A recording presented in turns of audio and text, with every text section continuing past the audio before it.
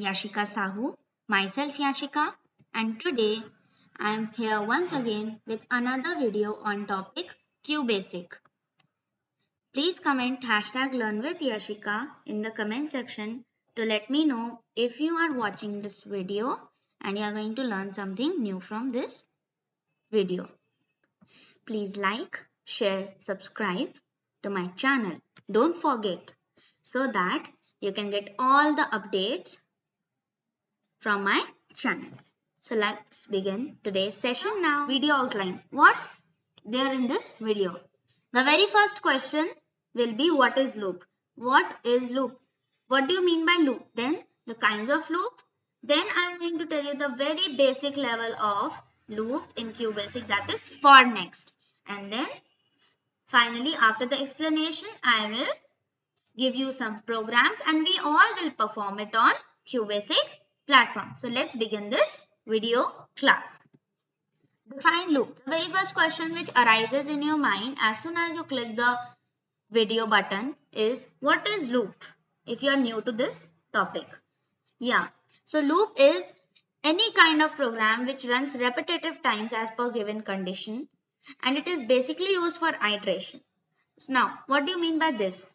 Any work which you have to do it multiple times. Now using loop, what we can do, we will write just a single or two more statements and then finally when we run it, it automatically gives output in repetitive times. Sometimes if we need to print series, then also loop is very beneficial. Suppose I need to put or print my name 5 times on QBasic platform. So what will I do? Beforehand, I have made some videos on QBasic. And so if this question was given in that video, you might have observed this question, print Yashika 5 times or 3 times. So what would I do? Print Yashika, print Yashika, print Yashika. This I have to write 5 times and then end and then F5 key to give the output. But here, using loop, I will just write once print Yashika and then the further syntax using the syntax and then F5 and then finally you will see Yashika is printed 5 times automatically. So what do you observe in this case? First, my workload gets reduced, my work becomes much easier and time is also saved and as well as it becomes easier for computer. So these are benefits of loop. Now, kinds of loop. Here you can see a pyramid flow chart having 3 kinds of loops in QBasic: for, next, while, when and do. You might have learned or heard all these names from others, but the very crucial number is for, next in QBasic. So today in this video I am going to teach you all only for, next, and please concentrate on for, next right now for much and better clarity. So for, next. Basically for, next are coordinates. What do you mean by coordinates? Suppose you see in English grammar. In English grammar we are learning conjunctions. In that there are either or, neither nor, like that. I hope you know. So either or. Whenever we use either we have to use or. Whenever we use neither we have to use nor. Whenever we use whether, we have to use if. Similarly, whenever we use for, we have to use next. So these were examples. So for, next. It is a kind of looping command. Okay. In QBasic. Now the syntax you can see for, then the control variable equals to start value to end value. Step is an attribute by which counter variable is incremented or decremented each time the loop is executed. Statement, next, control variable. Now I think in one flashback you cannot understand anything. But now when I am going to explain, you will understand it more clear.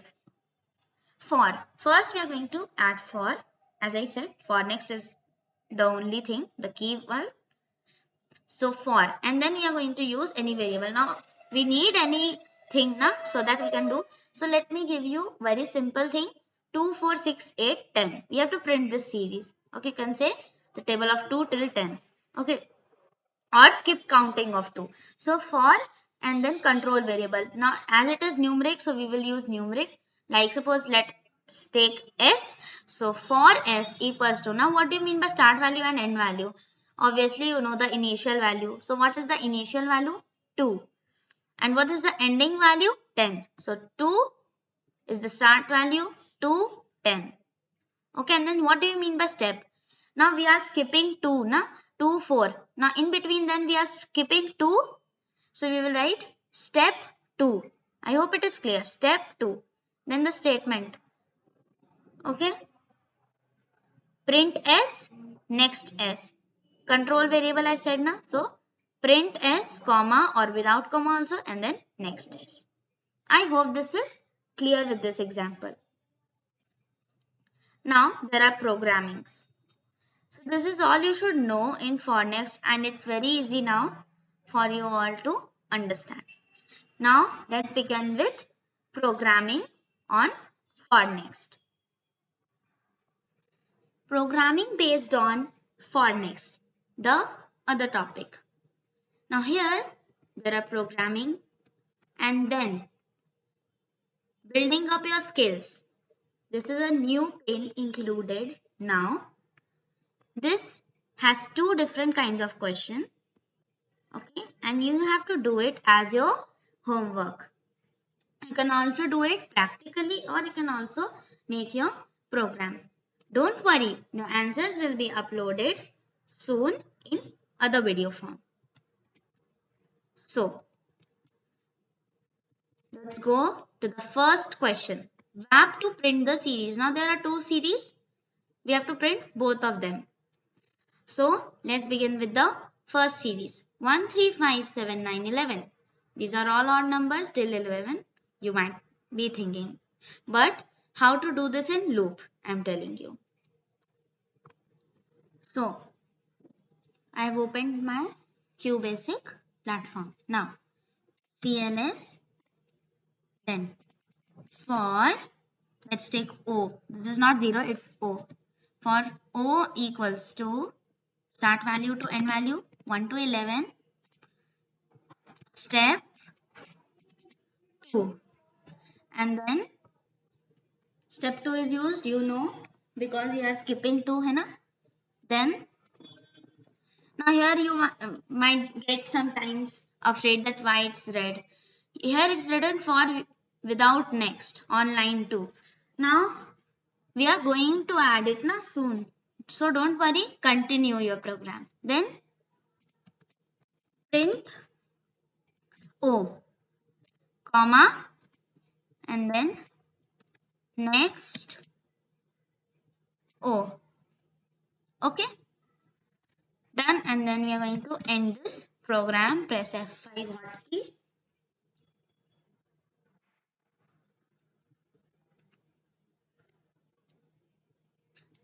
So see. So 1, 3, 5, 7, 9, and as you remember, I hope that there are 5 rows in this thing na. In the output pane there are 5 rows. So as I put comma after some space, so 5 rows, and then the next will be given here. Now if we don't put comma, what will be there? Let's check.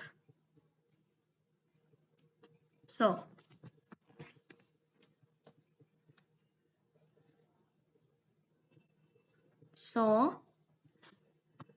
it like this. So it depends on your question. Now I'm going to tell you how the computer works. So what happens is it's dry run, okay? It's dry run. So how the computer works, I'm going to tell you this. So as I said, the dry run. I'm only telling about the first one. So the first iteration. This is computer's mind, okay? What's going on in computer's mind when we give that kind of statements. So first iteration. What will be the first iteration? The computer will see. So first I have written for that thing O is equal to 1 to 11. So it will first thing, okay, 1 to 11. Print S. So the very first will be for computer that S equals to 1. Okay, and then you have written here step 2 also, remember that. So now what we'll do in second? In the second one, computer will skip 2, है ना? तो 1 plus 2, let's think for that. 1 plus 2 is 3. So S will be 3. Similarly 5 in third iteration, then 7, 9 and the last point 11. Now what is after that? It's very important to know this. After 11, it's the end value. Remember that. So after 11, again, but the computer doesn't stop because all these are true. And I hope you all remember when I was teaching you all biconditional programming, I said that for computer there are 0 and 1 or true or false. I hope this is known to you all. So I said true means according to the condition, if it is true, then it is correct. Okay, as soon as it is false, the computer stops. So till 11 it was true, but after again it's steps 2, it comes 13, but it is false. है ना? So as it is false, computer stops at 11 and it displays only till 11. So I hope it is clear. Similarly, 4, 3, 2, 1, the next question. Again, the same thing. This you can do it on your PC. I am doing only the dry run for this. So, what happens in the first, second, third, fourth and fifth iteration? So in the first iteration, computer starts. So program we have given for n, suppose let's take n equals to, because it is backward counting, so the initial value is 4. So we will put the start value as 4, 2, 1. Sorry for that bad handwriting. For your clarity only, I am doing like this time. 4 to 1 because 1 is the end value in this case. Now we will, what we will do, we'll print 10 and we will then do next n. Print n and next n. This is the statement. You can perform it in QBasic platform, but I am doing it here only for dry run. So the first iteration, computer starts with the initial value 4. So first answer comes 4, which is true for the computer. This sign means true. Similarly, in the second case also, as no step command is, so default is 1. So 4, then 3. Again 3 is under the range, 4 to 1. 3 is under the range, again true. Then 2 comes. And then 1. So till here it is true. But as soon as we come to the fifth iteration, what happens? It is 0 and 0 is not within this range. So 0 is not there. So it becomes false and the computer stops here at this point. So I hope it is clear till here. Now let's move to the next question. Is print hello world 5 times. So how to do this? See, this is the programming. For O is equal to 1 to 5. Now you will be thinking why here is also initial value? Because we have to print it 5 times now. So these are the values. Now O dollar is containing hello world. So print O dollar and then next O. Let's execute it now. Let's see. Hello world, hello world, hello world. Like this. So I hope it is clear. Print all even numbers up to 20. See, for O is equal to 2 to 20. 2 is the initial value, even number, and 20. So step 2, print O, next O, and when we see 2, 4, 6, 8, 10, 12, 14, 16, 18, 20. So I hope it is clear. Now a new type of question which is twisted and turned, but it points towards the same thing. Print skipped counting of 5 up to 100. So how will you do this? The only thing I have done is change the step, start value and end value and the step. And then the answer comes here. Understood? Now, VAP to accept 5 marks in 5 subject and then print sum and average using loop. So, the program for this is this one. Okay. CLS, then enter marks in 5 subject and then I is equal to 1 to 5 because 5 subjects are there. Input marks. Then sum is equals to, so input marks, then sum equals to sum plus marks. Next I average is equal to sum divided by 5 and then print these two. So the output now, so we need to enter the marks. Suppose one is 19.8 and one is 54, one is 86, one is 96, one is 99. 5 done. Now, so see, the sum and the average comes. So I hope it is clear. It was a good and tricky question. This can come in exam. Similar related type of questions can also come. Although it's not for 7th class, it's for 8th class, but sometimes it is also important for 7th class students. So now one key concept that in question 6, S is equal to S plus marks. Actually it was written sum is equal to sum plus marks.